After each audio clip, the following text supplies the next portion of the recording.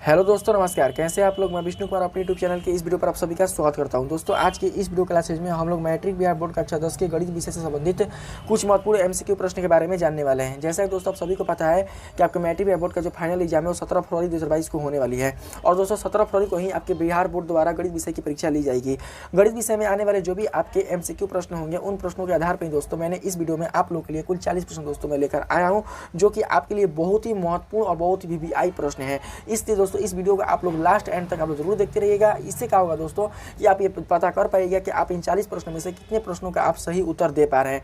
दोस्तों ये 40 का 40 प्रश्न आपके लिए बहुत ही हेल्पफुल होगी। आपके बिहार बोर्ड में आने वाले जो आपके एमसीक्यू प्रश्न है मैथ से संबंधित, तो उसके लिए दोस्तों बहुत ही आपके लिए ये उपयोगी और आपके लिए बहुत ही हेल्पफुल सिद्ध होगी। इसलिए इस वीडियो को दोस्तों आप लोग लास्ट एंड तक जरूर देखते रहिएगा।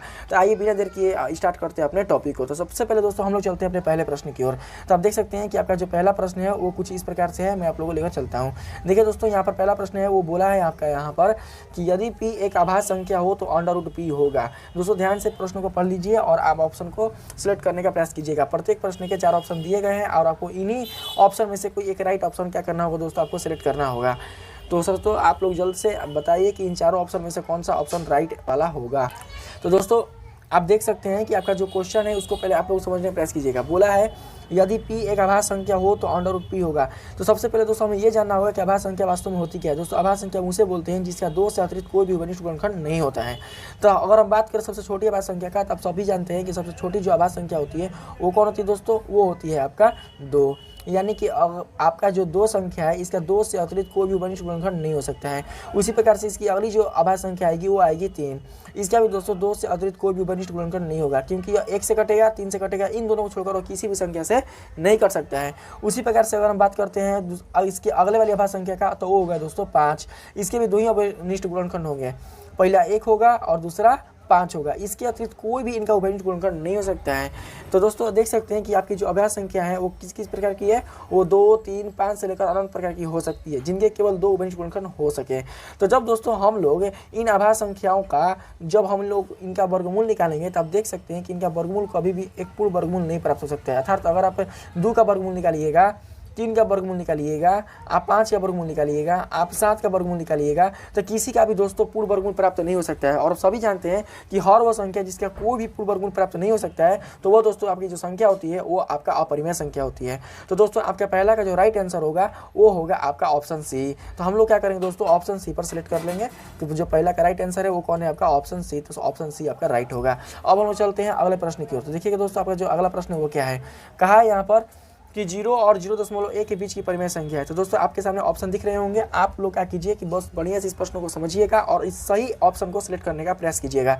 तो दोस्तों आप लोग इसको सिलेक्ट करने का प्रयास कीजिए, तब तक मैं आप लोगों को बताने का प्रयास करता हूँ। दोस्तों बोला है कि 0 और 0.1 के बीच की परिमेय संख्या। आप सभी को पता है कि 2 परिमेय संख्याओं के बीच अपरिमित रूप से अनेक प्रकार की परिमेय संख्याएं होती हैं। तो सबसे पहले हम लोग क्या करते हैं कि 0 और 0.1 के बीच देखते हैं कि कौन कौन से परिमेय संख्याएं आ रही हैं। तो दोस्तों यहाँ पर हम लोग लेने का प्रयास करते हैं परिमेय संख्या को, ठीक है। तो यहाँ पर 0 और 0.1 को अगर हम संख्या रेखा पर दर्शाएंगे तो आपके कौन कौन सी संख्या मिलेंगी देख सकते हैं। 0 का दोस्तों अगर आप आगे जाइएगा तो आपका मान मिलेगा 0. इसको हम कलर से चेंज कर देते हैं दोस्तों।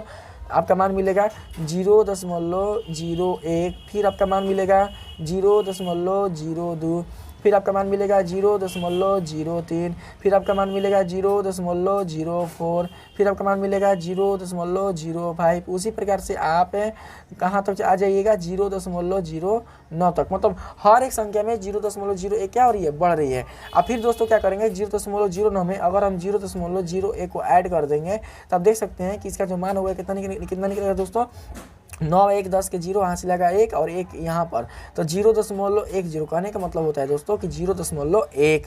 तो 0 और 0.1 के बीच आप देख सकते हैं कि 0.01 भी आया है आपका, 0.02 भी आया है आपका, 0.03 भी आया है आपका, 0.04 भी आया है आपका। और आपका जो ऑप्शन दोस्तों 0.01, 0.02, 0.03, ये तीनों ही परिमेय संख्याएं आपके 0 और 0.1 के बीच में सम्मिलित है। इसे दोस्तों आपका जो 2 का जो राइट आंसर होगा, आपने बिल्कुल सही कहा दोस्तों, आपका 2 का आपका जो राइट आंसर होगा वो होगा ऑप्शन नंबर डी। तो हम क्या करेंगे दोस्तों, ऑप्शन नंबर डी पर क्लिक कर लेंगे इनमें से सभी। ठीक है, अब हम क्या करते हैं, अगले प्रश्न की ओर आगे बढ़ने का प्रयास करते हैं। अगला जो प्रश्न आप लोग देखने का प्रयास कीजिएगा, बोला है इसमें कि यदि 3x - y = 5 तथा 6x - 2y = k के कोई हल ना हो तो आपके जो ऑप्शन होंगे दोस्तों आपको दिख रहे होंगे। आप लोग इस क्वेश्चन को बिल्कुल अच्छी तरीके से समझकर आप राइट ऑप्शन सेलेक्ट करने का प्रयास कीजिएगा। सबसे पहले दोस्तों हम लोग ये देखेंगे कि कोई हल ना होने के लिए इसका जो समीकरण होता है वो किस प्रकार का होता है। तो दोस्तों कोई हल ना होने के लिए इसका जो समीकरण होता है वो कुछ इस प्रकार का होता है, यानी कि अगर आपका b1/b2 नॉट इक्वल टू आपका c1/c2 का दोस्तों रहता है तो वही दोस्तों क्या कहलाता है, आपका कोई हल नहीं कहलाता है। तब देख सकते हैं कि आपके b1/b2 यानी कि b1 का जो मान है वो दोस्तों y यानी कि -1 है। और फिर दोस्तों अगर हम यहाँ पर b2 का बात करें तो b2 का जो मान है आपका वो है -2। ठीक, फिर नॉट इक्वल टू आप c1 का मान देख सकते हैं, c1 का मान दिया है 5 और आपके c2 का जो मान है वो दिया है आपका दोस्तों k। तो जब हम इसका अगर हम गुणनखंड करेंगे जब इसका हम दोस्तों गुणा करेंगे तिरछा तिरछी, तो देखिए मान कैसा मिल जाएगा, -1 को k से गुणा कीजिएगा तो मिलेगा -k और 5 को 2 से गुणा कीजिएगा तो मिलेगा -10। नॉट इक्वल टू है दोस्तों तो हम यहाँ पर लिख देंगे नॉट इक्वल टू, अब माइनस कट जाएगा, इसलिए दोस्तों के बराबर आपका नॉट इक्वल टू हो जाएगा 10 का। तो आप देख सकते हैं कि आपके तीसरे में दिए गए जो भी आपके राइट ऑप्शन होंगे के नॉट इक्वल टू 10 को लेकर वही आपके सबसे क्या होंगे, राइट ऑप्शन होंगे।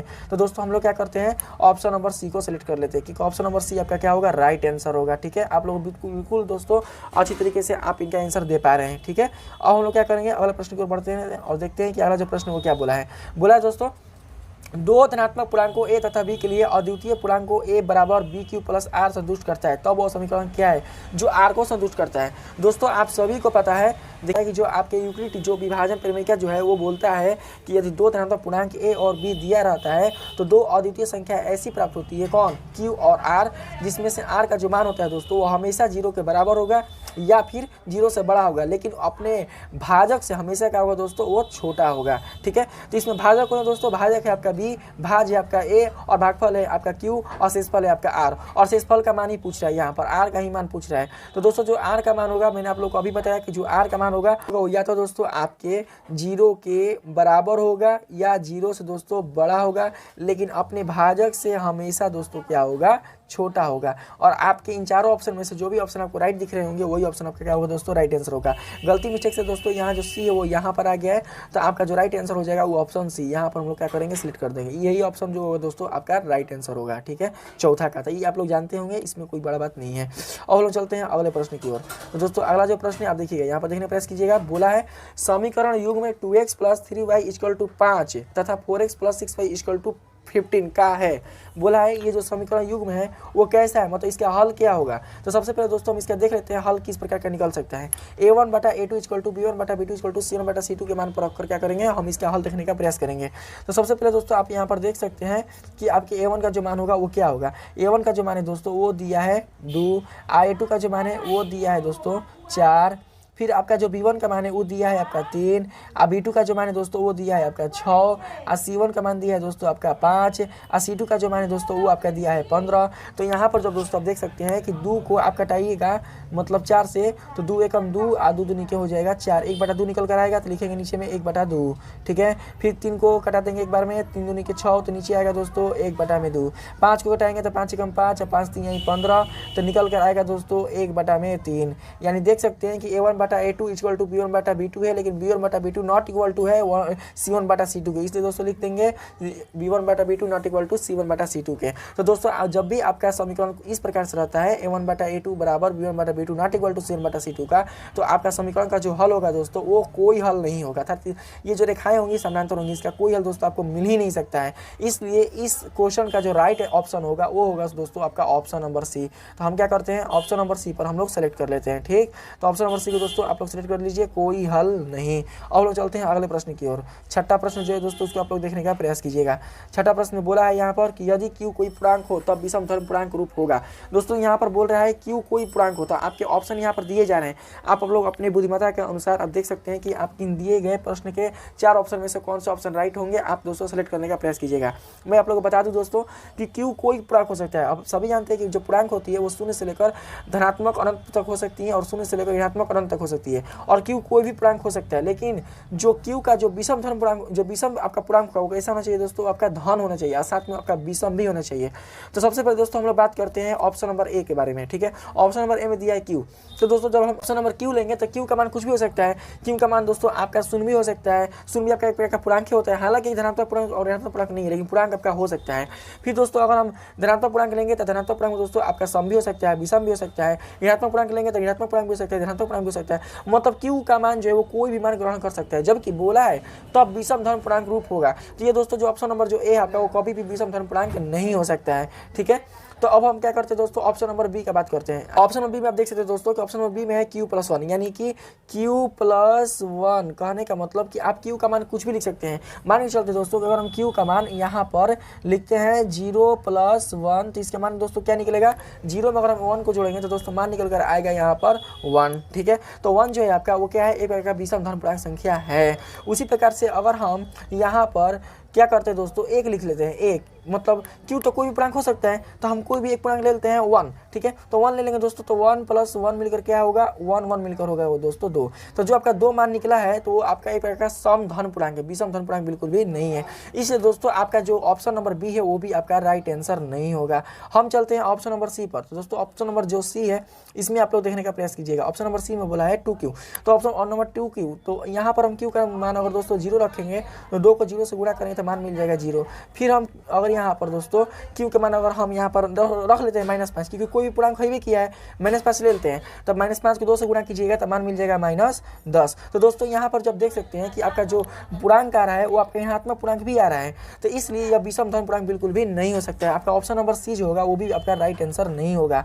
अब बात करते हैं ऑप्शन नंबर डी का। अब देखिए 3 आपका राइट आंसर होगा ही नहीं, तो बचेगा आपका राइट ऑप्शन डी। लेकिन कैसे होगा आप लोग को मैं बता देता हूँ। देखिए 2q+1 दिया है ना, तो 2q यानी q आपका कोई भी पूर्णांक हो सकता है। तो मान के चलते दोस्तों हम यहाँ पर कोई पूर्णांक 0 ले लेते हैं सबसे पहले, और प्लस में 1 हम यहाँ पर क्या करते हैं दोस्तों ले लेते हैं। 2 को अगर आप 0 से गुणा कीजिएगा तो मान मिलेगा 0 और +1, 0 में 1 को जोड़िएगा तो 1 क्या है आपका एक प्रकार का विषम धन पूर्णांक संख्या है, ठीक है। उसी प्रकार से दोस्तों अगर आप यहाँ पर 2 ले लेते हैं, ठीक है, और फिर दोस्तों क्या करते हैं कि q के जगह पर हम लोग ले लेते हैं दोस्तों 1, अब प्लस में लिख लेते हैं दोस्तों कितना 1। तो 2 को 1 से गुणा कीजिएगा तो मान मिलेगा 2 और +1, तो 2 में 1 को जोड़ेंगे तो मान मिल जाएगा हमारा कितना 3। तो दोस्तों पहले आपका क्या था, जो पहला संख्या था वो 1 आया था, वो भी आपका 20 में है, और जो अभी आया वो भी आपका 20 में है।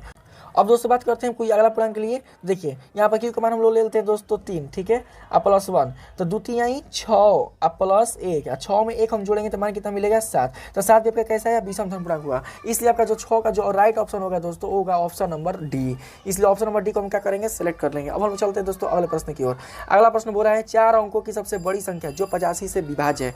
तो दोस्तों आप सभी जानते हैं कि 4 अंकों की जो सबसे बड़ी संख्या होती है वो क्या होती है, 9999 होती है। तो सबसे पहले हम क्या करेंगे कि 9999 को हम 85 से भाग देंगे। यहाँ पर दोस्तों क्या कीजिए कि 85 से आप 9999 को भाग दे दीजिए। तब दोस्तों आप इसका भाग दीजिएगा तो भाग में दीजिए तो कैसे इसका मान निकल कर आएगा, 85 कम आएगा दोस्तों। 85 99 में से आप लोग 85 को घटा दीजिए, 99 में से 85 घटेगा तो दोस्तों आएगा आपका 14, और 9 है यहाँ पर तो 9 उतार दीजिए। फिर 85 कम हो जाएगा दोस्तों यहाँ पर 85, और फिर 149 में से अगर हम लोग 85 को माइनस करते हैं तो हमारा मान मिल जाएगा 9 में से 5 जाएगा हो जाएगा 4, और 14 में से 8 जाएगा तो हो जाएगा 6, यानी कि 64। फिर दोस्तों क्या करेंगे, यहाँ पर 9 हम लोग उतार लेते हैं, और फिर 85 को आप लोग दोस्तों लेकर चले जाइए 7 बार में, तो 85 से हो जाएगा दोस्तों 595, ठीक है। तो जब आप 595 को घटाइएगा तो निकलेगा 9 में से 5 गया 4, आई हो दे देगा दोस्तों इसको हासिल तो 14, और 14 में से 9 निकलेगा तो ये हो जाएगा दोस्तों आपका 5, क्योंकि 9 5 होता है 14। तो आपका मान निकल कर आ रहा है दोस्तों कितना 54 आ रहा है। तो हम क्या करेंगे कि जो 54 है उसको 9099 में से हम लोग क्या कर देंगे, माइनस कर देंगे। तो दोस्तों 9999 में से आप क्या कीजिए कि 54 को हटा दीजिए, ठीक है। तो जब 9999 में से हम 54 को घटाएंगे तो मान देखिए कैसा मिलता है, 9 में से 4 गया तो आपका बचेगा कितना 5, ठीक है, और 9 में से 5 गया तो मान बचेगा आपका 4, और 9 और 9 उतार दीजिए तो आपका मान कितना मिल गया 9945, यानी कि आपके 9945 वाला ऑप्शन आपका राइट ऑप्शन होगा। तो दोस्तों यहाँ पर आप देख सकते हैं कि आपका जो राइट ऑप्शन है वो है दोस्तों आपका ऑप्शन नंबर डी। तो हम लोग क्या करते हैं कि ऑप्शन नंबर डी को हम दोस्तों सेलेक्ट कर लेते हैं। तो ऑप्शन नंबर डी क्या होगा, राइट आंसर होगा। अब हम लोग चलते हैं अगले प्रश्न की ओर। तो 8वां प्रश्न दोस्तों देखिएगा, 8वां प्रश्न बोला है एक रैखिक समीकरण का घात होगा। तब सभी को पता है, बहुत ही इजी क्वेश्चन है दोस्तों कि एक रैखिक समीकरण का जो घात होता है वो होता है 1। तो इसका जो राइट आंसर होगा वो दोस्तों सी होगा, ठीक है। अब हम लोग चलते हैं अगले प्रश्न 9 की ओर। तो दोस्तों जो 9 नंबर है वो आप देख सकते हैं कि 9 नंबर में बोला है 7 × 11 × 13 + 13 का मान है। तो दोस्तों आपके सामने आपके 4 ऑप्शन दिए गए हैं, आप दोस्तों सोच समझ समझकर अच्छी तरीके से बताइए कि आपके इन चारों ऑप्शन में से कौन सा आपका राइट ऑप्शन होगा। बोला है 7 गुणे 11 गुणे 13 प्लस 13, ठीक है। तो इसका जो राइट आंसर होगा दोस्तों क्या होगा, जल्दी देने का प्रयास कीजिएगा, जल्दी दोस्तों जल्दी। देखिए यहाँ पर आप लोग इसको समझने से पहले आप लोगों को थ्योरी याद रखना बहुत ही जरूरी है। आपका पहले चैप्टर का ही दोस्तों ये क्वेश्चन है दोस्तों। आप पहले चैप्टर में यूक्लिड ने बताया था कि आपके अंगणित आधारभूत के प्रमेय के अनुसार आप ये जानते होंगे कि अंगणित का जो आधारभूत प्रमेय है वो यह बोलता है दोस्तों कि किसी भी या प्रत्येक भाज्य संख्या को उसके आभाज्य संख्याओं के गुणनफलों के रूप में क्या कर सकते हैं, हम लोग गुणनखंडित कर सकते हैं। और ये जो गुणनखंड है उनका वो अपने क्रम के बिना आए हुए अद्वितीय होते हैं। जैसे दोस्तों मान के चलते हैं कि अगर हम कोई भाज्य संख्या ले लेते हैं यहाँ पर 8, ठीक है। तो जब दोस्तों आप यहाँ पर 8 संख्या ले लेते हैं तो 8 का अगर आप गुणनखंड कीजिए तो क्या मिलेगा, 2, 2 दूनी के 4 और 4 दूनी के दोस्तों मिलेगा 8। तो ये जो 2 आप देख रहे हैं सारे सब के क्या है, आपके आभाज्य संख्या है। भले ही आपका 8 भाज्य है लेकिन जो इसका गुणनखंड हो रहा है वो कैसा हो रहा है दोस्तों, आपके आभाज्य संख्या के रूप में आ रही है। उसी प्रकार से दोस्तों अगर हम यहाँ पर ले लेते हैं 15, ठीक। तो 15 का अगर आप गुणनखंड कीजिएगा तो कैसा मिलेगा, 3, 5, 6, 15। तो आप यहाँ पर दोस्तों जो 3 और 5 आप देख रहे हैं तो दोनों आपके 3 और 5 आपके आभाज्य संख्या है। तो उसी प्रकार से दोस्तों आपका ये जो 7 गुणा 11 गुणा 13 आपका दिख रहा है वो कहीं ना कहीं ये भी किसी न किसी भाज्य संख्या का ही आपका गुणनखंड होगा जो कि अपने आभाज्य संख्या के रूप में आया हुआ है। इसलिए दोस्तों इसका जो मान होगा वो एक प्रकार का भाज्य संख्या का मान होगा। और भाज्य संख्या को दोस्तों हम लोग एक अन्य नाम यौगिक संख्या के नाम से भी क्या करते हैं, जानते हैं। जिस प्रकार से आभाज्य संख्या को ऋण संख्या बोला जाता है उसी प्रकार से भाज्य संख्या को यौगिक संख्या भी बोला जाता है। इसलिए जो आपका 9 का जो राइट आंसर होगा वो हो जाएगा दोस्तों आपका ऑप्शन नंबर बी। तो ऑप्शन नंबर बी को क्या करेंगे दोस्तों, हम लोग सेलेक्ट कर लेंगे। तो आपका ऑप्शन नंबर बी जो होगा वो राइट आंसर होगा। तो यहाँ पर ऑप्शन नंबर बी को हम लोग सेलेक्ट करते हैं। अब हम चलते हैं दोस्तों अगले प्रश्न की ओर। दोस्तों अगला प्रश्न बोला है कि बिंदु 4 - 3 किस चतुर्थांश में है। देखिए तो दोस्तों आप देख सकते हैं कि जो चतुर्थांश होता है, ठीक है, वो दो अक्षर से मिलकर बनता है। पहला है दोस्तों आपका y अक्ष और दूसरा है दोस्तों आपका x अक्ष, ठीक है। यहाँ पर देख सकते हैं कि आपके पहला चतुर्थांश जो होता है दोस्तों वो ये होता है, दूसरा चतुर्थांश ये होता है, तीसरा चतुर्थांश ये होता है और चौथा चतुर्थांश ये होता है। पहला चतुर्थांश दोस्तों जो आपका चिन्ह होता है वो होता है प्लस प्लस, दूसरा चतुर्थांश में जो चिन्ह होता है वो होता है माइनस प्लस, और तीसरा चतुर्थांश में जो चिन्ह होता है वो होता है माइनस माइनस, और चौथा चतुर्थांश में चिन्ह होता है वो होता है दोस्तों प्लस माइनस। तो आपका जो ये मान दिया है हुआ है निर्देशांक ज्यामिति का वो कैसा दिया हुआ है, प्लस माइनस। तो प्लस माइनस आपका किस चतुर्थांश में है, तो आपका चौथा चतुर्थांश में है। तो दोस्तों यहाँ आपका 10 का जो राइट आंसर होगा वो होगा ऑप्शन नंबर डी। तो ऑप्शन नंबर डी को हम लोग क्या करेंगे दोस्तों, सेलेक्ट कर लेंगे, ठीक। और हम लोग चलते हैं अगले प्रश्न 11 की ओर। 11 में दोस्तों देख सकते हैं बोला है कि 2 लगातार सम संख्याओं का महत्तम समावर्तक होता है। 2 लगातार सम संख्या, तो दोस्तों आप सभी को पता है जो सम संख्या होती है सबसे छोटी जो सम संख्या होती है वो होती है 2। और 2 के बाद जो अगला सम संख्या आएगा वो कौन आएगा दोस्तों, 4, ठीक है। एक आएगा 2, फिर उसके बाद आएगा 4। 2 ही का पूछा है तो इसका हम क्या करेंगे, गुणनखंड करेंगे, यानी कि एचसीएफ निकालने के लिए, क्योंकि महत्तम समावर्तक का मतलब होता है एचसीएफ। तो 2 गुणा 1 और 4 का हो जाएगा 2 गुणा 2, 2 दूनी के 4। तो आप सभी को पता है दोस्तों कि दोनों के गुणनखंड में जो आपकी संख्या उभयनिष्ठ रूप से मिलेंगी वही क्या होगा, इन दोनों संख्याओं का एचसीएफ होगा। इसलिए दोस्तों आपके 2 और 4 का जो एचसीएफ होगा वो होगा आपका 2। तो आप लोग देख लीजिए कि 11 का जो राइट आंसर होगा वो कौन होगा। तो 11 का जो राइट आंसर होगा दोस्तों वो होगा ऑप्शन नंबर सी। तो कितने बच्चे बता भी दिए थे कि इसका जो ऑप्शन नंबर होगा वो ऑप्शन नंबर सी होगा, ठीक है। तो हम लोग क्या करते हैं दोस्तों, ऑप्शन नंबर सी पर सिलेक्ट कर लेते हैं। अब हम चलते हैं अगले प्रश्न 12 की ओर। 12 में बोला है कि निम्नलिखित में से कौन परिमेय संख्या है। यहाँ पर देख सकते हैं दोस्तों कि परिमेय संख्या उसी को बोलेंगे जिसका पूर्ण वर्गमूल निकल सकता है। तो दोस्तों यहाँ पर √3 का पूर्ण वर्गमूल नहीं निकलेगा, इसका मतलब ऑप्शन नंबर ए गलत है। 2 + √4 यानी कि √4 का वर्गमूल होगा 2, 2 दूनी के 4, यानी कि इसी का दोस्तों क्या हो सकता है, पूर्ण वर्गमूल निकल सकता है। इसलिए ऑप्शन नंबर जो बी होगा वो आपका सबसे राइट आंसर होगा। अब आगे देखने की जरूरत नहीं है यहाँ पर। तो आप क्या कीजिए दोस्तों, सिंपली से ऑप्शन नंबर बी को आप लोग सिलेक्ट कर लीजिए, वही आपका राइट आंसर होगा, ठीक है। अगला नंबर चलते हैं 13वां प्रश्न पर। देखिए दोस्तों 13वां प्रश्न बोला है यदि किसी समानांतर श्रेणी का छठा और 12वां पद 13 और 25 है, इसका पहला पद है, मतलब बताना है दोस्तों कि आपका ये जो पहला पद है वो क्या होगा, ठीक है। तो सबसे पहले यहाँ पर देखने का प्रयास कीजिएगा आप लोग। बोला है समानांतर श्रेणी का छठा पद। छठा पद कहने का मतलब होता है A6 = A + 5D, ठीक है। आज अगला बोला है 12वां पद। तो दोस्तों 12वां पद कहने का मतलब होता है A12 = A + 11D। तो दोस्तों यहाँ पर आपका जो छठा पद है वो कितना दिया हुआ है, छठा पद दोस्तों आपका दिया हुआ है 13, और जो आपका 12वां पद है वो दिया हुआ है आपका 25। तो दोस्तों A6 जो ये हम क्या करेंगे, लिख लेंगे 13 क्योंकि आपका छठा पद है, ठीक है। और जो A12 है जो 12वां पद है उसका जगह हम लिख लेंगे दोस्तों 25, क्योंकि ये आपका कौन सा पद है, वो आपका 12वां पद है। तो हम लोग क्या करेंगे कि यहाँ पर A प्लस लिख लेंगे 5D और फिर लिख लेंगे A + 11D। दोस्तों इसको आप लोग क्या कीजिए, घटा दीजिएगा। घटाने पर क्या होगा कि इनका ए वाला जो मान होगा वो कट जाएगा, यानी ये प्लस माइनस क्या होगा, कट जाएगा। और 13 में से दोस्तों हम लोग क्या करेंगे, 25 को घटा देंगे, तो मान कितना मिल जाएगा, यहाँ पर मिल जाएगा दोस्तों -12। आई इक्वल टू हम क्या करेंगे कि 11 में से 5 को घटाएंगे तो मान मिल जाएगा -6। माइनस और माइनस खत्म, तो दोस्तों आपका मान जो होगा वो कैसा आएगा, डी का सर्वांतर दोस्तों कैसा आएगा, यानी कि 6 दूनी के 12, यानी जो डी नंबर है, जो डी आपका जो सर्वांतर है वो मिल जाएगा आपका दोस्तों 2। ठीक है, तो आपका जब सर्वांतर पता चल गया कि वो कितना है, डी आपका 2 है, तो हम लोग क्या कर सकते हैं, इस डी का मान हम लोग समीकरण 1 में क्या करेंगे, रखने का प्रयास करेंगे। और समीकरण 1 में रखकर हम क्या करेंगे, मान को निकालेंगे। तो दोस्तों समीकरण 1 में क्या था, 13 बराबर a + 5d था, तो डी के जगह पर क्या लिखेंगे, हम लोग 2 रख लेंगे, तो हो जाएगा 13 बराबर a + 5 दूनी के 10। और 13 में से 10 वो इधर जाएगा तो घटेगा, तो 13 में से 10 जाएगा तो दोस्तों बचेगा 3। तो आपका a का जो मान मिल जाएगा वो कितना मिल जाएगा, 3। और आपका जो पहला पद होगा दोस्तों वो कौन होगा, आपका 3 होगा। तो देख सकते हैं कि आपके चारों में से जो राइट ऑप्शन होगा वो ऑप्शन नंबर बी होगा। तो दोस्तों क्या करेंगे, कि ऑप्शन नंबर बी को हम लोग सिलेक्ट कर लेंगे।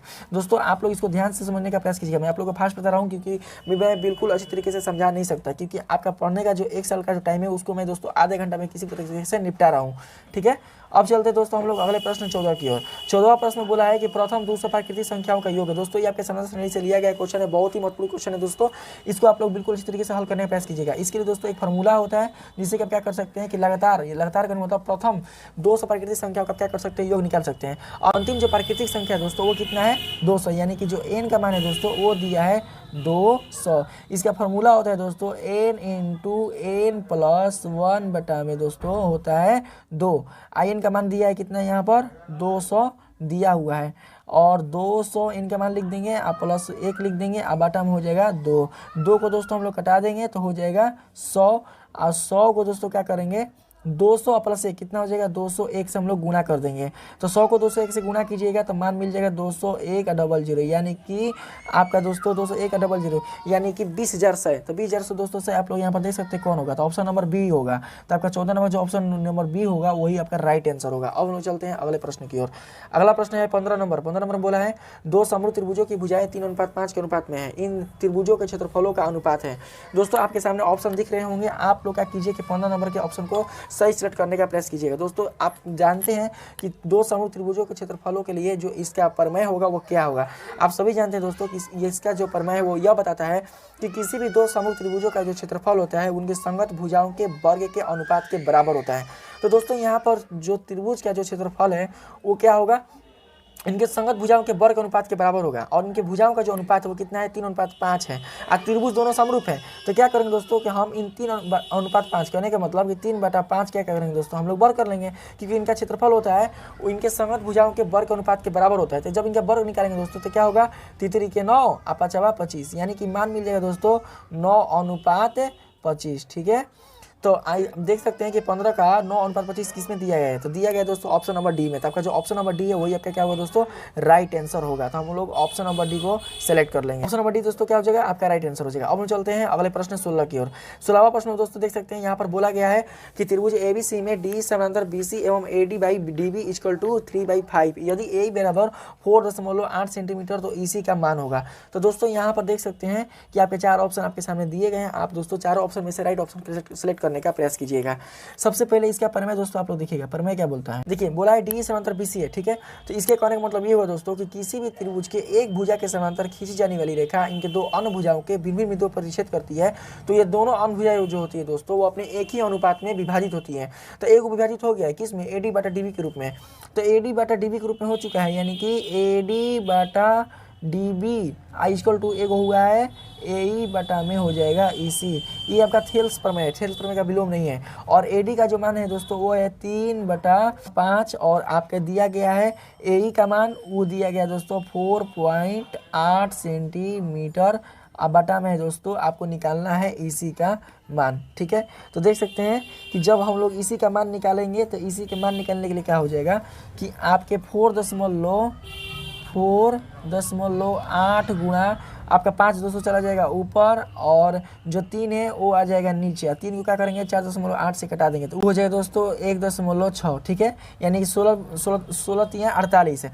और 1.6 बार में जो 4.8 होगा वो क्या हो जाएगा, कट जाएगा। और 1.6 को दोस्तों हम लोग 5 से गुणा करेंगे तो 16 5 80, तो 16 5 80। आप देख सकते हैं कि यहाँ पर जब हम लोग 80 लिखेंगे और कितना अंक के बाद दशमलव, 1 अंक के बाद है, तो 1 अंक के बाद हम क्या करेंगे, रख लेंगे, तो मान मिल जाएगा 8.0, यानी केवल 8। तो दोस्तों आप यहाँ पर देख सकते हैं कि आपके 16 का जो राइट आंसर होगा वो ऑप्शन नंबर सी होगा। आप जितने भी मैंने यहाँ पर प्रश्न बताए हैं, आप इन प्रश्नों को दोस्तों फिर से आप लोग क्या कीजिएगा, कॉपी पर हल करने का प्रयास कीजिएगा। तो हम लोग ऑप्शन नंबर सी को क्या करेंगे, सिलेक्ट कर लेंगे, ठीक है। चलते हैं अब अगले प्रश्न की ओर। अगला प्रश्न जो है दोस्तों वो 17 है। 17 प्रश्न में बोला है कि बिंदुओं 5,7 और 1,3 के बीच की दूरी है, ठीक है। तो दोस्तों इसको आप लोग निकाल सकते हैं दूरी सूत्र की सहायता से। आप सभी दोस्तों पता है कि जो दूरी सूत्र होता है वो क्या होता है, वो होता है दोस्तों x2 माइनस x1 का होल x² प्लस में होता है y2 माइनस y1 का होल स्क्वायर। तो यहाँ पर जो आपका x2 का मान है वो कितना है, देखिए x2 आपका, देखिए x1 हो जाएगा 5 और x2 हो जाएगा आपका 1। तो 1 में से क्या करेंगे दोस्तों, हम लोग 5 को घटाकर उसका वर्ग करेंगे, y2 हो जाएगा आपका 3 और y1 हो जाएगा आपका 7। 3 में से क्या करेंगे दोस्तों, 7 को घटाकर उसका हम लोग स्क्वायर करेंगे, ठीक है। अब हम 1 में से अगर हम 5 को घटाते हैं तो मान मिलता है -4। -4 के स्क्वायर करेंगे दोस्तों तो 4 चौके 16 यानी प्लस के रूप में आएगा। 7 में दोस्तों हम 3 को घटाएंगे तो मान मिलेगा आपका -4। -4 को क्या करेंगे, स्क्वायर करेंगे तो आ जाएगा 4 चौके 16, ये भी अपने प्लस के रूप में आएगा। अब फिर दोस्तों अगर हम 16 को जोड़ेंगे तो मान मिल जाएगा 16 दूनी 32, ठीक है, रूट 32। और रूट 32 को जब हम दोस्तों तोड़ेंगे तो हो जाएगा 16 दूनी 32, ठीक है, यानी कि 16 का वर्गमूल निकलेगा तो हो जाएगा 4 और रूट हो जाएगा 2। 4 रूट दोस्तों देख सकते हैं कि इसमें अगर दिया हुआ है वही आपका राइट ऑप्शन होगा। तो 17वां का जो राइट ऑप्शन हो जाएगा वो हो जाएगा ऑप्शन नंबर सी। तो ऑप्शन नंबर सी को दोस्तों क्या करेंगे, हम लोग सेलेक्ट कर लेंगे। ऑप्शन नंबर सी क्या होगा, राइट आंसर होगा। चलते हैं अगले प्रश्न 18 की ओर। 18वां में बोला है y अक्ष से 5 इकाई दाईं और x अक्ष पर एक बिंदु P स्थित है, P की निर्देशांक है। दोस्तों आपके सामने 4 ऑप्शन है, इन ऑप्शन में से राइट ऑप्शन सेलेक्ट कीजिए। जल्दी से दोस्तों सेलेक्ट करने का प्रयास कीजिएगा, जल्दी। आपके लिए बहुत ही दोस्तों ये कोई फास्ट क्वेश्चन नहीं है, बहुत ही ईजी प्रश्न है, बस इसको आप लोग को ध्यान से समझने की प्रयास करना है। देखिए यहाँ पर बोला है y अक्ष से 5 इकाई दाईं ओर। तो सबसे पहले हम दोस्तों क्या करते हैं, अक्ष को खींच लेते हैं। देखिए जैसे कि हमने यहाँ पर एक अक्ष खींचा, ये हो गया दोस्तों y, ये हो गया y डैश, ये हो गया x और ये हो गया दोस्तों x डैश। तो यही आपका मूल बिंदु हो गया। और y अक्ष से किधर चलना है हमको, 5 इकाई दाईं ओर, और किस पर चलना है, x अक्ष पर। तो दोस्तों ये हो गया 1, ये हो गया 2, ये हो गया 3, ये हो गया 4, ये हो गया 5। तो हम y अक्ष से किधर चले, हम y अक्ष से 5 इकाई दाईं चले x अक्ष पर। तो हमारा मान कितना मिल जाएगा दोस्तों, देखिए आप सभी को पता है कि x अक्ष पर स्थित जो बिंदु का निर्देशांक होता है वो होता है दोस्तों x, 0। और x का मान दिया है कितना, 5, कोमा हो जाएगा 0, मतलब y का मान नहीं दिया है। तो दोस्तों इसके जो निर्देशांक होंगे p क्या, वो हो जाएगा 5,0। तो 5,0 जो होगा वही आपका राइट ऑप्शन होगा। तो 18 का जो राइट ऑप्शन होगा दोस्तों वो हो जाएगा ऑप्शन नंबर ए। तो ऑप्शन नंबर ए को दोस्तों हम लोग क्या करेंगे, सिलेक्ट कर लेंगे। ऑप्शन नंबर ए आपका राइट आंसर होगा। अब हम लोग चलते हैं 19 नंबर पर। 19 नंबर देख सकते हैं दोस्तों, बताया गया है यहाँ पर कि बिंदु 3,4 और -3,8 को मिलाने वाली रेखा के मध्य बिंदु का निर्देशांक है। पूछा है दोस्तों मध्य बिंदु का निर्देशांक। आप लोग दोस्तों माफ कीजिएगा, थोड़ा सा PDF हमको गलती हो चुका है, जो यहाँ पर ऑप्शन सी है वो यहाँ से निकल कर यहाँ पर आ गया। ये जो आप देख रहे हैं 6-4, ऑप्शन नंबर सी का ऑप्शन है, ठीक है। तो दोस्तों हम लोग जानते हैं कि मध्य बिंदु का जो फॉर्मूला होता है वो क्या होता है, आपके x1 प्लस x2 बटा में होता है 2, और फिर y1 प्लस y2 बटा में होता है 2। x1 का दोस्तों आप मान देख सकते हैं दिया है 3, x2 का मान दिया है -3, ठीक है। अब बटा में हो जाएगा दोस्तों 2, और y1 का जो मान है वो दिया हुआ है आपका 4, अब फिर y2 का मान दिया हुआ है 8, अब बटा में दिया है दोस्तों 2, ठीक है। देखिए दोस्तों लिख लेंगे 3, अब प्लस माइनस क्या हो जाएगा दोस्तों, -3, अब बटा में हो जाएगा 2, और 8 4 कितना हो जाएगा दोस्तों, 12, जोड़िएगा तो 2, 3 में से 3 जाएगा दोस्तों तो हो जाएगा 0/2, और 2 को 12 को दोस्तों 2 से कटाइएगा तो मान मिल जाएगा आपका कितना, 6। यानी कि आपका जो x का जो निर्देशांक आएगा वो आ जाएगा 0, और 2 6 के 12, y का जो निर्देशांक आएगा वो आएगा 6। यानी कि आपके बिंदु 3 4 और -3 8 को मिलाने वाली रेखा के मध्य बिंदु जो निर्देशांक होंगे वो होंगे दोस्तों आपका 0,6। तो देख सकते हैं आपके 0,6 कौन होगा, तो 0,6 होगा दोस्तों होगा ऑप्शन नंबर डी। तो ऑप्शन नंबर डी को दोस्तों हम लोग क्या करते हैं, सिलेक्ट कर लेते हैं। अब हम लोग क्या करते हैं 20 नंबर पर चलने का प्रयास करते हैं। 20 नंबर ऑप्शन में दोस्तों बोला है कि यदि 2 sin square a minus 1 equal to 0 तो a का मान है। दोस्तों यहाँ पर आपको a का मान पूछा है कि a का मान क्या हो सकता है। तो आपके सामने ऑप्शन चार्ट दिए गए हैं। पहला है 45 डिग्री, दूसरा है 30 डिग्री, तीसरा है 60 डिग्री, चौथा है 90 डिग्री। जल्दी दोस्तों आप लोग बताने प्रयास कीजिएगा कि आपके इन चारों में से कौन सा आपका राइट ऑप्शन होगा। ठीक है, जल्दी से आप लोग इसको अपने कॉपी कलम ले लीजिए और कॉपी कलम में इसको सोल्व कीजिए और बताइए कि आपके 20 नंबर का जो राइट ऑप्शन होगा वो कितना होगा।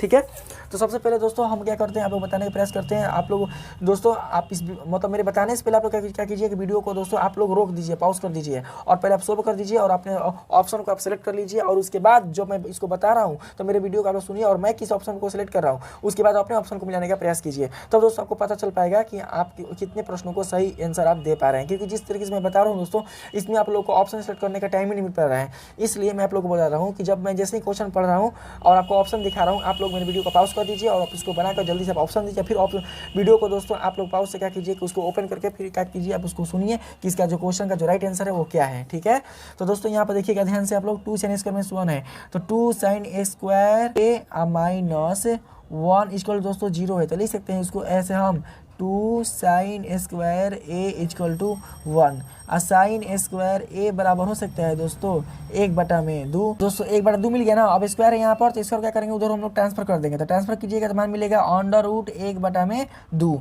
और इसका जब आप रूट निकालिएगा तो मान मिल जाएगा 1/1/√2। साइन a का कितना मान आपका 1/√2 होता है, बताइए जल्दी से दोस्तों। आप लोग याद किए होंगे साइन मतलब एक एंगल मतलब इस एंगल पर हम कितना मान रखें कि इसका 1/√2 का मान क्या होगा बराबर होगा। देखिए दोस्तों साइन a बराबर 1/√2 कितना का मान होता है, साइन होता है दोस्तों 45 डिग्री का मान और यहाँ पर साइन और साइन दोनों दोस्तों क्या हो जाएंगे, कट जाएंगे। इसलिए a का जो मान मिलेगा वो मिल जाएगा दोस्तों आपका 45 डिग्री।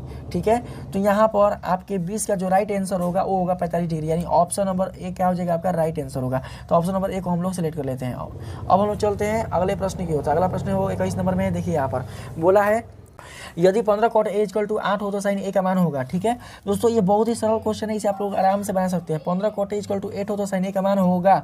तो दोस्तों यहाँ पर आप क्या कीजिए कि cot a की जगह लिख सकते हैं 8/15, यानी जो 15 है यहाँ पर ये जो 15 है वो कहाँ चला जाएगा, नीचे, यानी कि गुणा में चला जाएगा। तो मान आ जाएगा 8/15। और अब सभी को पता है कि cot थीटा बराबर होता है, देखिए यहाँ पर ए हमने छोड़ा है, यहाँ पर ए आप लोग लिख लीजिए। cot थीटा बराबर होता है दोस्तों आधार बटा में होता है लंब। तो आधार का मान मिल चुका है और लंब का मान मिल चुका है। तो हम लोग क्या करेंगे, साइन ए के लिए क्या चाहिए आपको, कौन चाहिए। तो हम लोग क्या करेंगे कि आधार और लंब इन दोनों का स्क्वायर करके हम लोग जोड़ देंगे। तो 8 हो जाएगा दोस्तों 64 और 15 का हो जाएगा दोस्तों 225 और 225 में क्या करेंगे दोस्तों हम लोग 64 को जोड़ देंगे। तो 64 को 225 में जोड़िएगा तो मान मिल जाएगा आपका दोस्तों 289। अब हम लोग क्या करेंगे 289 का वर्गमूल निकालेंगे। देखिए मैं आप लोग को बहुत ही फास्ट बता रहा हूँ, यानी कि इसका जो प्रयोग होगा वो पाइथागोरस प्रमेय पर होगा। ठीक है, इसके हम लोग क्या करेंगे वर्गमूल निकालेंगे 289 का जो वर्गमूल निकल कर आएगा दोस्तों वो आएगा आपका 17। तो देख सकते हैं कि आपका 8, 15 और 17 तीन को आपके भुजाओं की माप निकल चुकी है। सभी को पता है कि शंकु त्रिभुज में जो आपके कर्ण वाली भुजा होती है वो सबसे लंबी भुजा होती है। तो कर्ण आपका मान मिल जाएगा आपका 17 और साइन ए का मान होता है दोस्तों कितना, साइन ए का जो मान होता है वो होता है लंब बटा में कर्ण। और लंब कितना होगा आपका यहाँ पर 15 और कर्ण कितना निकल कर आया है आपका यहाँ पर 17, यानी कि हाई आपका हो जाएगा लंब और ये होगा आपका कर्ण। तो 15/17 क्या होगा आपका राइट आंसर होगा। तो इस नंबर का देख लीजिएगा कौन सा आपका 15/17 है। तो ऑप्शन नंबर डी होगा दोस्तों, वही आपका क्या होगा राइट आंसर होगा। ऑप्शन नंबर डी क्या होगा, सही आंसर होगा। अब चलते हैं हम लोग अगले प्रश्न की ओर। अगला प्रश्न बोला है 22 नंबर में, यदि a + b = 90 डिग्री तो cos a का मान बताइए। ठीक है दोस्तों, बहुत ही सिंपल क्वेश्चन है, इसको आप ध्यान से देखने का प्रयास कीजिएगा। बोला है यदि a + b = 90 डिग्री तो cos a का मान बताइए। तो सबसे पहले आप लोग ये देखिए cos a किसके बराबर होता है। तो दोस्तों जो cos a होता है वो होता है साइन 90 डिग्री माइनस a के बराबर। आप लोग पढ़े होंगे कि साइन 90 डिग्री थीटा बराबर होता है आपका cos थीटा। अब बोला है कि a + b का जो मान होगा वो 90 डिग्री के बराबर है। तो यहाँ पर दोस्तों क्या करेंगे हम लोग यहाँ पर सिंपली से साइन लिख देंगे और 90 डिग्री बराबर कितना है a + b है। तो लिख देंगे 90 डिग्री जब यहाँ पर a + b और माइनस हो जाएगा दोस्तों a। अब प्लस a और माइनस a दोनों खत्म हो जाएगा। तो यहाँ पर मान मिल जाएगा साइन b। तो cos a का जो मान है दोस्तों हो जाएगा आपका साइन b के बराबर। तो साइन b देख लीजिएगा कौन होगा। तो 22 इसका जो राइट आंसर होगा दोस्तों वो हो जाएगा आपका ऑप्शन नंबर सी। तो ऑप्शन नंबर सी क्या करेंगे दोस्तों, हम लोग सेलेक्ट कर लेंगे साइन बी। ठीक है, अब चलते हैं 23 नंबर पर। यदि सूर्य की ऊंचाई 60 डिग्री है तब 30 मीटर लंबी छाया बनाने वाले उर्ध्व मीनार की ऊंचाई है। ठीक है, तो देखिए दोस्तों, सूर्य की ऊंचाई 60 डिग्री है तब 30 मीटर लंबी छाया बनाने वाले उर्ध्व मीनार की ऊंचाई है। तो यहाँ पर कोई मान के चलते दोस्तों मीनार है, और यहाँ पर पड़ने वाली जो सूर्य की किरण है उसका जो उन्नयन कोण है दोस्तों वो कितना है आपका 60 डिग्री है। ठीक है, 30 मीटर लंबी छाया बनाने वाले उर्ध्व मीनार की ऊंचाई, तो इसकी जो छाया की लंबाई है दोस्तों वो कितनी है 30 मीटर है। ठीक, और ये आपका 60 डिग्री दिया हुआ है। और मीनार की ऊंचाई यानी कि ये जो ऊंचाई है आपका एच, इसी एच को क्या करना है हमको निकालना है। यहाँ पर ए और ये बी, इसको हम लोग क्या करते हैं सी लिख लेते हैं। 30 मीटर का दिया हुआ है। तो दोस्तों आप देखिए कि जब हमको लंब निकालना है तो उसके लिए कौन सा हम त्रिकोणमितीय सर्वसंख्या का प्रयोग करेंगे, लंब और कोण के आधार पर। तो दोस्तों आप सभी को पता है कि लंब बटा कोण जो होता है वो साइन थीटा के बराबर होता है। तो लिख सकते हैं दोस्तों हम लोग यहाँ पर साइन थीटा यानी साइन 60 डिग्री बराबर दोस्तों हो सकता है कितना, देखिए साइन 60 डिग्री होगा आपका लंब बटा कोण। तो लंब कौन हो जाएगा, यहाँ पर आपका लंब हो जाएगा ए बी यानी कि एच, और कोण कितना हो जाएगा 30 सेंटीमीटर। तो नीचे लिख देंगे 30। साइन 60 डिग्री मान होता है दोस्तों √3 बटा में 2, अब बराबर में हो जाएगा एच बटा में 30। ठीक है, 2 को 30 से कटा दीजिए तो हो जाएगा 15, और 15 को जब दोस्तों इधर भेजिएगा तो एच का जो मान निकल जाएगा वो हो जाएगा 15 और √3। तो आप दोस्तों देखिए 15 √3 कौन है, तो 23 नंबर का जो राइट ऑप्शन होगा वो होगा आपका ऑप्शन नंबर डी। तो ऑप्शन नंबर डी को दोस्तों हम लोग क्या करते हैं सेलेक्ट कर लेते हैं। ठीक है, अब अगले प्रश्न की ओर चलते हैं। तो 24 नंबर देखिएगा, बोला है यदि मीनार के पास से 50 मीटर दूर स्थित बिंदु पर मीनार का उन्नयन कोण 60 डिग्री है तो मीनार की ऊंचाई है। दोस्तों मीनार के पास से बोला है, तो मीनार के सबसे पहले हम क्या करते हैं, यहाँ पर देखिएगा मान के चलते हैं ये कोई मीनार है, और मान के चलते ये जो पाद बिंदु है दोस्तों वो है बी। आइए दूर स्थित कोई बिंदु का उन्नयन कोण, तो मान के चलते दूर स्थित कोई बिंदु आपका सी है, और इसी का दोस्तों उन्नयन कोण कितना बता रहा है यहाँ पर 60 डिग्री बता रहा है, और इसकी जो दूरी है दोस्तों वो कितना है 50 मीटर है। तो बताना है कि मीनार की ऊंचाई, वो तो वो अगले प्रश्न के जैसा ही है, मतलब इसका हाइट पूछा है, यानी इसकी जो हाइट होगी दोस्तों वो कितनी होगी। तो सबसे पहले हम लोग क्या करेंगे दोस्तों, लंब और आधार हमको क्या करना होगा, लेकर चलना होगा। तो लंब और आधार किस आपके त्रिकोणमितीय सर्वसंख्या में प्रयोग मिलेंगे, तो वो दोस्तों मिलेंगे tan थीटा में। tan थीटा बराबर दोस्तों क्या होता है, देखिए tan थीटा बराबर होता है लंब बटा में आधार। लंब हो जाएगा दोस्तों आपका h और आपका आधार हो जाएगा 50। ठीक है, थीटा का मान दिया है 60 डिग्री, तो हम यहाँ पर क्या करेंगे tan 60 डिग्री लिख लेंगे, और tan 60 डिग्री बराबर हो जाएगा h बटा में 50। tan 60 डिग्री में दोस्तों होता है √3 और हो जाएगा h बटा में 50। देख सकते हो दोस्तों यहाँ पर 50 भागा में है, 50 को अगर उधर भेजिएगा तो जो h का मान होगा वो निकल कर आ जाएगा h बराबर 50 √3 मीटर। तो दोस्तों देख सकते हैं 50 √3 कौन होगा, तो आपका 24 का जो राइट आंसर होगा वो हो जाएगा option number B. Option number B को क्या करते हैं दोस्तों सेलेक्ट कर लेते हैं। अब हम लोग चलते हैं अगले प्रश्न की ओर। अगला प्रश्न है 25 नंबर में, बोला है यदि एक बिंदु P से O केंद्र वाले वृत्त पर PA PB स्पर्श रेखाएं परस्पर 80 डिग्री के कोण पर झुकी हो तो कोण PO का मान होगा। दोस्तों आपके सामने 4 ऑप्शन दिए गए हैं। पहला है दोस्तों 40 डिग्री, दूसरा में है 60 डिग्री, तीसरा है 70 डिग्री, और चौथा है आपका 50 डिग्री।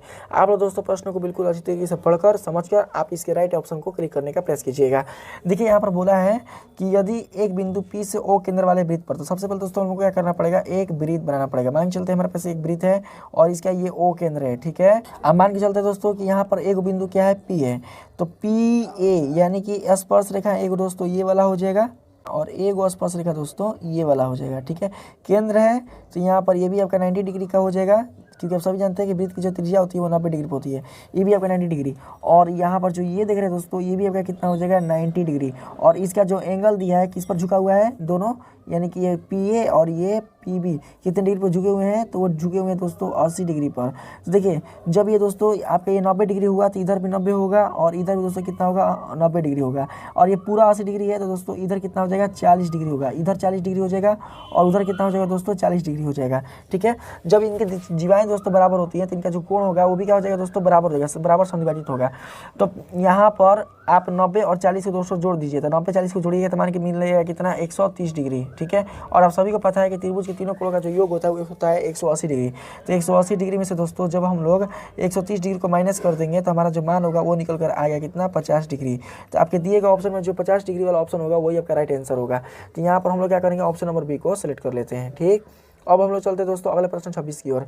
26 नंबर बोला है किसी वृत्त के बाह्य बिंदु P से दो स्पर्श रेखाएं PA तथा PB खींची गई, यदि PA बराबर 4 सेंटीमीटर तो PB की लंबाई है। दोस्तों इसमें बनाने का कोई भी मतलब बात नहीं है, आप सभी जानते होंगे कि वृत्त पर खींची गई स्पर्श रेखाएं क्या होती है, परस्पर दूसरे के बराबर होती है। तो अगर एक स्पर्श रेखा दोस्तों अगर आपका 4 सेंटीमीटर है तो अवश्य आपका दूसरा स्पर्श रेखा आपके 4 सेंटीमीटर का बराबर होगा। तो इसका जो राइट आंसर होगा दोस्तों वो हो जाएगा आपका ऑप्शन नंबर डी। तो ऑप्शन नंबर डी को क्या करते हैं हम लोग सिलेक्ट कर लेते हैं। अब दोस्तों बात करते हैं हम लोग 27 नंबर पर। 27 नंबर बोला है कि यदि समानांतर चतुर्भुज की सभी भुजाएं एक वृत्त को स्पर्श करें तो वह समानांतर चतुर्भुज होगा। दोस्तों ध्यान दीजिएगा, बोला है समानांतर चतुर्भुज की सभी भुजाएं एक वृत्त को स्पर्श करें तो वह समानांतर चतुर्भुज होगा। तो दोस्तों इसके आप लोग राइट आंसर जल्दी से देने का प्रयास कीजिएगा। आपके सामने ऑप्शन नंबर ए है वर्ग, बी नंबर में है आयत, सी नंबर में है समचतुर्भुज और डी नंबर में आपका समलंब चतुर्भुज। कौन सा ऐसा दोस्तों चतुर्भुज होगा जिसकी सभी भुजाएं आपके वृत्त को स्पर्श करती होंगी। तो दोस्तों आपका 27 का जो राइट आंसर होगा वो होगा आपका ऑप्शन नंबर ए, यानी वर्ग की जो सभी भुजा होती है वो वृत्त को क्या करती है, स्पर्श करती है। और वर्ग सभी जानते हैं कि वर्ग भी क्या होता है, एक प्रकार का समानांतर चतुर्भुज होता है। इसलिए 27 का जो राइट आंसर होगा वो हो जाएगा दोस्तों आपका ऑप्शन नंबर ए। तो ऑप्शन नंबर ए को दोस्तों क्या करते हैं हम लोग क्लिक कर लेते हैं। ठीक है, अब चलते हैं अगले प्रश्न की ओर। 28 नंबर। 28 में बोला है यदि दो वृत्त एक दूसरे को बाहर से छूते हैं तो दोनों वृत्त से गुजरने वाली स्पर्श रेखा की संख्या है। दोस्तों जल्दी से इस प्रश्न को देने का प्रयास कीजिएगा। 28 नंबर का 28 नंबर का जो राइट आंसर होगा वो क्या होगा, जल्दी से दोस्तों देने का प्रयास कीजिएगा।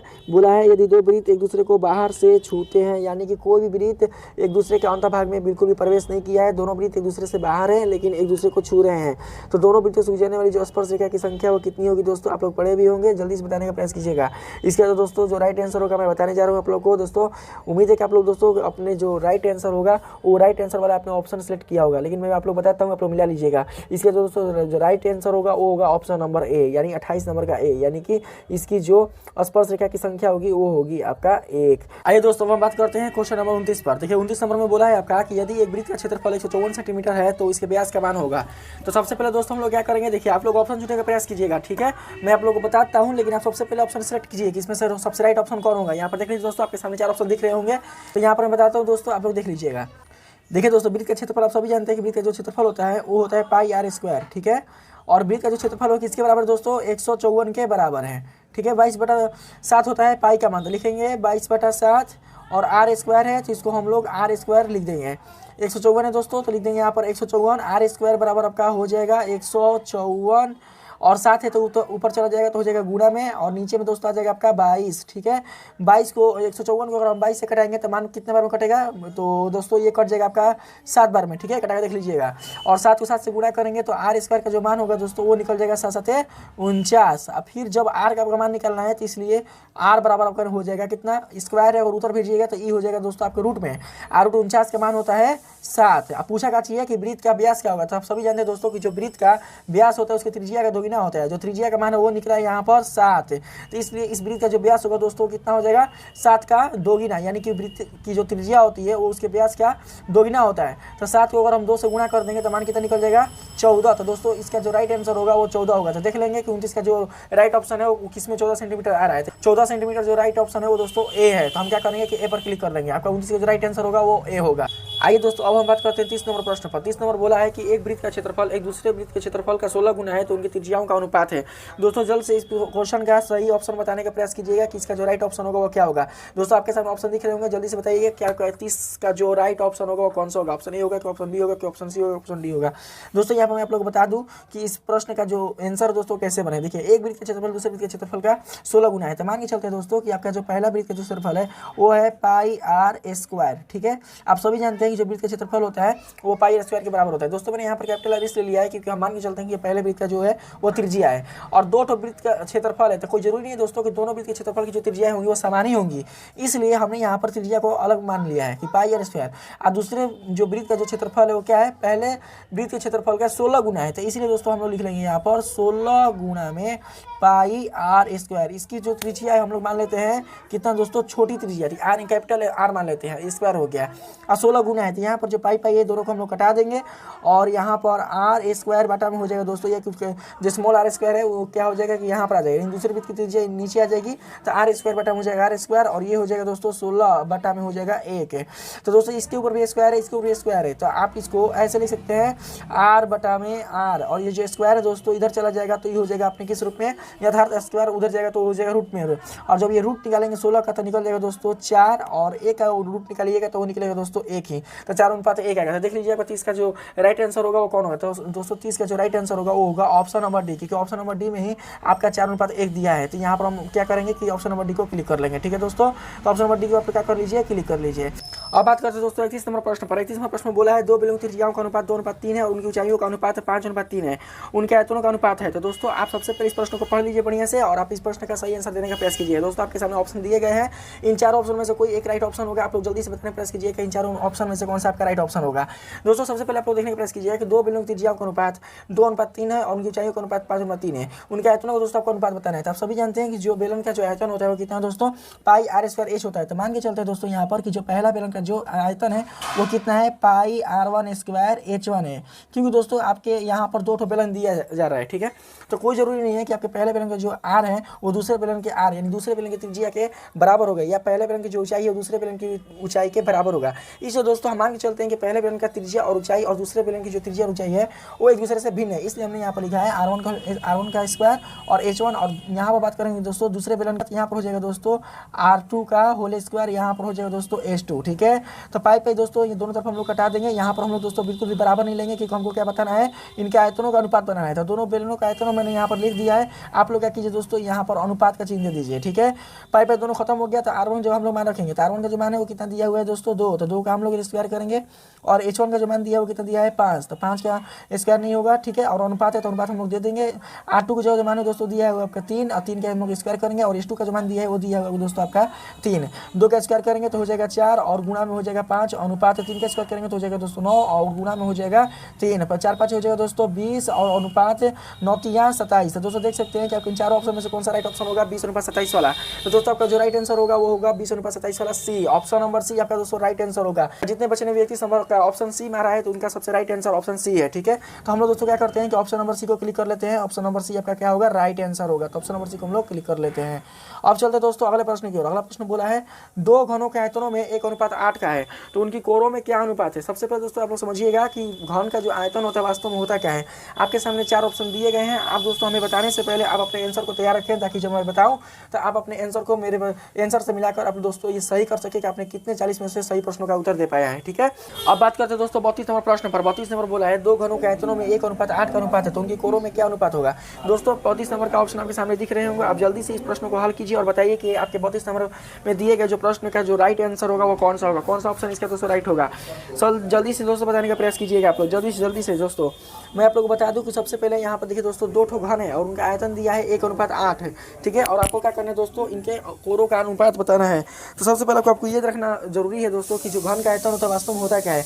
दोस्तों घन का जो आयतन होता है वो होता है भुजा क्यू। तो मान के चलते हैं कि जो दोस्तों पहला घन है उसका जो आयतन दोस्तों A1 क्यू है, यानी कि दोनों घनों का जो आयतन है हो सकता है बराबर नहीं हो, इसलिए हमने यहाँ पर मान लिया है A1 का क्यू, यानी ये पहले घन का आयतन है। बाटा हम लोग लिख लेंगे किसका दोस्तों, दूसरे घन का आयतन। तो ये आपका हो जाएगा दोस्तों A2 क्यू, क्योंकि ये दूसरे घन का आयतन है, और इनका दोनों का जो अनुपात है कितना दिया दोस्तों 1:8 दिया है। ठीक है, तो इसका भी क्यू है, इसका भी क्यू है। तो हम दोस्तों सिंपल से क्या कर सकते हैं, यहाँ पर लिख सकते हैं A1/A2, यही दोस्तों आपका कोर हो गया, कोर यानी भुजा। ठीक है, अब हम क्या करते हैं कि इधर भी क्यू है, इधर भी क्यू है। अगर इसको दोस्तों अगर हम इधर ट्रांसफर करेंगे तो ये क्या होगा, ये अपने घनमूल के रूप में आ जाएगा। यानी यहाँ पर हम क्या करेंगे 3 दर्शा देंगे। 3 बताता है दोस्तों कि आप इनका क्या कर रहे हैं, घन निकाल रहे हैं।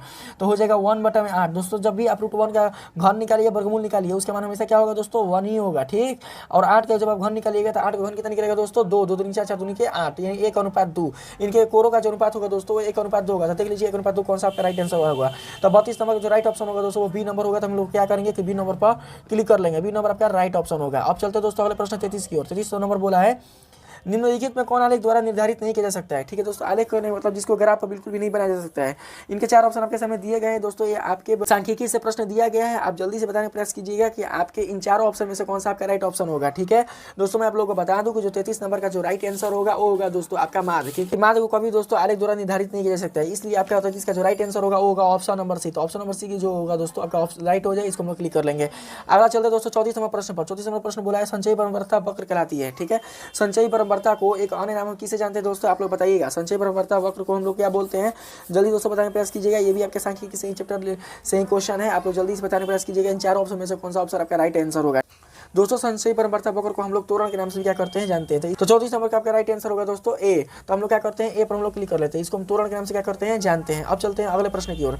अगला प्रश्न बोला है यदि 6, 8, 9 x तथा 13 का माध्य 10 हो तो x का मान है। दोस्तों बहुत ही सिंपल क्वेश्चन है, लेकिन कभी कभी आपके मैट्रिक एग्जाम में बिल्कुल अच्छी तरीके से दोस्तों ये प्रश्न आ जाता है और आपसे पूछा भी जाता है कि आप इसको बताने का प्रयास कीजिए कि इसके इन चारों में से कौन सा ऑप्शन आपका राइट ऑप्शन होगा। ठीक है, तो दोस्तों बिल्कुल भी घबराना नहीं है। जिस प्रकार से आप लोग माथ निकालते हैं माथ के फॉर्मूला से, ठीक उसी प्रकार से आप इसका भी क्या कर सकते हो दोस्तों, इन्हीं फॉर्मूला के आधार पर आप इसका भी दोस्तों राइट ऑप्शन बता सकते हैं। आप सभी जानते हैं दोस्तों कि माध्य जो होता है उन सभी प्रेक्षकों का योग बटा में सभी प्रेक्षकों की संख्या का एक अनुपात होता है। ठीक है, तो यहाँ पर देख सकते हो दोस्तों कि जो प्रेक्षण कितना दिया गया है 1, 2, 3, 4, 5 को दोस्तों प्रेक्षण दिया गया है। तो हम लोग क्या करेंगे कि 5 को लिख लेंगे 6 + 8 + 9 + x + 13। ठीक है, प्रेक्षणों का टोटल योग हो गया दोस्तों, और यहाँ पर प्रेक्षणों की टोटल संख्या कितना हो गया 5। और टोटल जो मान हमको माध्य निकालना है, तो माध्य का जो मान दिया यानी x की जगह पर जो मान दिया है दोस्तों वो कितना दिया गया है 10 दिया गया है। ठीक है, हम लोग क्या कर लेंगे दोस्तों कि इन सबको जोड़ लेंगे। जब आप इन सबको जोड़िएगा तो इसके मान कितना निकलेगा x प्लस निकल जाएगा दोस्तों 6, 8 है और 9, 6, 15, 5, 20, 3, 23, 23, 10, 33, 3, 36, यानी कि x प्लस हो जाएगा दोस्तों 36 और 10, 5, 50, यानी ये जो भागा में 5 है उधर जाएगा दोस्तों हो जाएगा गुणा में, तो 10, 5 यहाँ पर लिख लेंगे हम लोग 50। और फिर हम लोग क्या करेंगे दोस्तों 50 में से 36 को घटा देंगे तो हमारा x का जो मान है वो निकल कर आ जाएगा। तो इसलिए आप यहाँ पर दोस्तों x बराबर लिख सकते हैं 14, यानी आपका 35 का जो राइट आंसर होगा वो होगा 14। तो देख लीजिए आपका 35 का राइट ऑप्शन वाला कौन सा ऑप्शन है, तो 35 राइट ऑप्शन वाला आपका ऑप्शन नंबर सी है। तो ऑप्शन नंबर सी को दोस्तों हम लोग क्या करते हैं क्लिक कर लेते हैं, ये आपका राइट आंसर है। अगला नंबर चलते हैं 36 नंबर पर। 36 नंबर बोला है त्वरण खींचने के लिए वर्ग अंतरालों का होना आवश्यक है। देखिए दोस्तों जब भी आप त्वरण चित्र खींचिएगा तो त्वरण चित्र बनाने के लिए आपका कौन सा वर्ग अंतराल लेना होगा उसका आपको नाम बताना है। ये भी दोस्तों क्वेश्चन बहुत ही महत्वपूर्ण है, बहुत एग्जाम में दोस्तों पूछे जा चुके हैं कई बार ये प्रश्न, इसलिए मैं दोस्तों आप लोग को ये प्रश्न लेकर आया हूँ। आप लोग बताने प्रयास कीजिएगा त्वरण खींचने के लिए वर्ग अंतरालों को क्या होना चाहिए। जल्दी से दोस्तों प्रश्न का और सही ऑप्शन बताने का प्रयास कीजिएगा। दोस्तों 36 का जो सही आंसर है मैं आप लोग बता दूं कि वो होता है दोस्तों अपवर्जी। राइट आंसर दोस्तों अपवर्जी होगा। तो अपवर्जी को हम लोग क्या करते हैं दोस्तों क्लिक कर लेते हैं। ठीक है, अब चलते हैं अगले प्रश्न 37 नंबर पर। 37 नंबर बोला है x, x + 3, x + 6, x + 9 तथा x + 12 का समानांतर माध्य। दोस्तों आप लोग समानांतर माध्य पढ़े होंगे कि समानांतर माध्य वास्तव में होता क्या है। ठीक है, तो आप लोग दोस्तों समानांतर माध्य के माध्यम से आप ये बता सकते हैं कि आपके 37 नंबर का जो समानांतर माध्य होगा आपके दिए गए प्रेक्षणों के आधार पर वो कौन सा होगा। तो दोस्तों आपके 37 नंबर का जो राइट आंसर होगा क्या होगा। ठीक है, तो दोस्तों बिना देर किए मैं बताता हूँ आप लोगों को कि जो 37 नंबर का जो राइट आंसर होगा वो क्या होगा। ठीक है, आप लोग अपने आंसर से मिला लीजिए कि आपका आंसर सही है कि नहीं है। ठीक है, तो इसका जो राइट आंसर होगा दोस्तों वो हो जाएगा आपका ऑप्शन नंबर ए। तो ऑप्शन नंबर ए जो होगा दोस्तों वो राइट आंसर होगा x + 6, यही आपका समानांतर माध्य होगा। ठीक है, अगला नंबर चलते हैं दोस्तों 38 पर। 38 नंबर देखने का प्रयास करेंगे आप लोग। 38 नंबर बोला है यदि अंकों 1, 2, 3, 4, 5, 6, 7, 8, 9 में से एक अंक चुना जाए तो उसके सम होने की प्रक्रिया होगी। तो दोस्तों आप सभी जानते हैं कि सम किसे कहा जाता है, जो 2 से पूरी विभाजित हो जाए, और जो 2 से पूरी विभाजित नहीं होगी उसको हम बिल्कुल भी सम संख्या के नाम से नहीं जानेंगे। तो इन अंकों में दोस्तों हमको ये देखना होगा कि इन अंकों में ऐसी कौन सी संख्या है या कौन कौन सी संख्या है जो अपने 2 से पूरी बिल्कुल विभाजित हो सकती है। तो दोस्तों यहाँ पर आप देख सकते हैं सबसे पहले 2, 4, 6, 8 ये सभी संख्याएं आपके क्या हो सकती है दोस्तों 2 से पूरी विभाजित हो सकती है। तो पहले हम गणना कर लेंगे कुल आपके टोटल प्रेक्षण कितने हैं दोस्तों, कुल संभावित घटना कितने हैं दोस्तों आपके, तो कुल संभावित घटना है दोस्तों 4 गो। तो लिखेंगे कुल संभावित घटना हो गया आपका दोस्तों 4 गो, तो यहाँ पर लिख लेंगे 4। अब कुल घटनाएं दोस्तों को गए हैं तो आप यहाँ पर गिन लीजिए, कुल जो घटना है दोस्तों वो है आपका 9 गो। तो यहाँ पर हम लोग लिख लेंगे 4/9, यानी यही आपका क्या होगा दोस्तों राइट आंसर होगा आपकी परिकता के लेकर। यानी टोटल 9 अंक में से 4 अंक ही क्या है आपका सम संख्या है, और चारों में से कौन एगो सम आपका आ सकता है, यही आपके 38 का राइट आंसर होगा। तो 38 का हम लोग क्या करते हैं सही ऑप्शन क्लिक कर लेते हैं ए को। तो आपका 38 का जो राइट आंसर होगा वो होगा 38 का ए नंबर। अब चलते हैं अगले प्रश्न 39 नंबर पर। 39 नंबर देखिए दोस्तों बोला है यदि घटना ई के होने की प्रक्रिया 1/3 हो तो घटना ई के नहीं होने की प्रक्रिया है। तो दोस्तों आप यहाँ पर देखिए कि घटना होने की प्रक्रिया क्या होती है, घटना नहीं होने की प्रक्रिया क्या होती है। 39 नंबर का सही आंसर आप लोग दोस्तों बताने का प्रयास कीजिएगा, जल्द से दोस्तों बताने का प्रयास कीजिएगा। आप सभी को पता है कि घटना जो भी घटित होती है उसकी जो निश्चित घटना का जो प्रक्रिया होती है दोस्तों वो कितना होता है 1 होता है।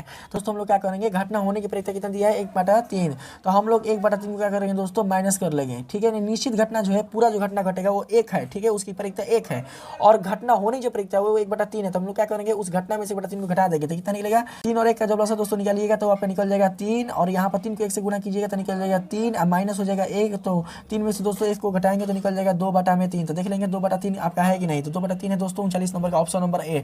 तो 39 नंबर का ऑप्शन नंबर ए आपका राइट आंसर होगा। तो हम लोग क्या करेंगे क्लिक कर लेंगे। आप लोग जल्दी से बस इसको सोचिए समझिए बढ़िया से इसको दोस्तों बनाइए और बताइए कि आपने इन 40 प्रश्नों में कितने प्रश्नों का सही आंसर आपने दे पाया है। ठीक है, अब हम लोग चलते दोस्तों 40 प्रश्न पर। ये आपके वीडियो का सबसे लास्ट प्रश्न है, इसको ध्यान से समझिएगा और बताने का प्रयास कीजिए दोस्तों। ये बिल्कुल भी आपका जो प्रश्न वो कभी भी गलती ना हो सके आप लोगों से। ठीक है, 40 नंबर प्रश्न बोला है दोस्तों आप लोगों से किसी घटना की प्रायिकता कितने से बड़ी या उसके बराबर होती है।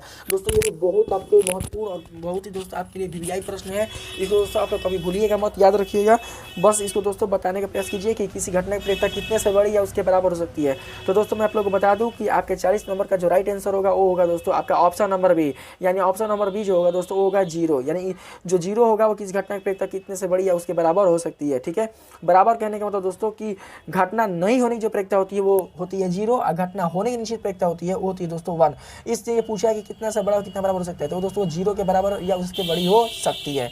ठीक है, तो इसलिए आपका जो 40 का जो राइट आंसर होगा वो होगा आपका ऑप्शन नंबर बी। तो इस प्रकार से दोस्तों आपका पूरा वीडियो में बताया गया कुल जितने भी आपके प्रश्न है उसका मैंने सोल्यूशन के साथ आप लोगों को बिल्कुल अच्छी तरीके से बताने का प्रयास किया है। ये सारे के सारे जो प्रश्न है दोस्तों आपके मैट्रिक बिहार बोर्ड के लिए बहुत ही महत्वपूर्ण साबित होंगे। आप इन किसी भी प्रश्नों को मत छोड़िएगा, आप इनको रिवाइजिंग कर लीजिएगा, इनको आप दोस्तों बार बार इसको याद कर लीजिएगा। इसके ऑप्शन को दोस्तों आप लोगों ने अगर 40 का 40 अगर सही मारा है तो आपका जो गणित की जो तैयारी है वो बहुत ही दोस्तों अच्छी है। और मेरे द्वारा बताया गया क्वेश्चन अगर आप लोग को अच्छा लगा है, आपके लिए दोस्तों यूजफुल हो रही है, तो प्लीज़ दोस्तों आप इस वीडियो को लाइक कीजिएगा, सब्सक्राइब कीजिएगा, शेयर कीजिएगा, ज़्यादा से ज़्यादा दोस्तों अपने दोस्तों में भी आप इस वीडियो को शेयर करते रहिएगा। तभी दोस्तों मुझे आपके लिए ऐसे ऐसे वीडियो लेकर आने में दोस्तों हम लोगों को काफ़ी क्या मिलेगी, प्रेरणा मिलेगी। इसलिए दोस्तों मैं आप लोगों को अगला वीडियो भी लेकर आऊँगा सेट 2 के लिए। ठीक है, तो आज के लिए इतना ही दोस्तों, धन्यवाद। अगर वीडियो अच्छी लगी है तो प्लीज़ दोस्तों इस वीडियो को आप लोग एक लाइक जरूर कर दीजिएगा। धन्यवाद।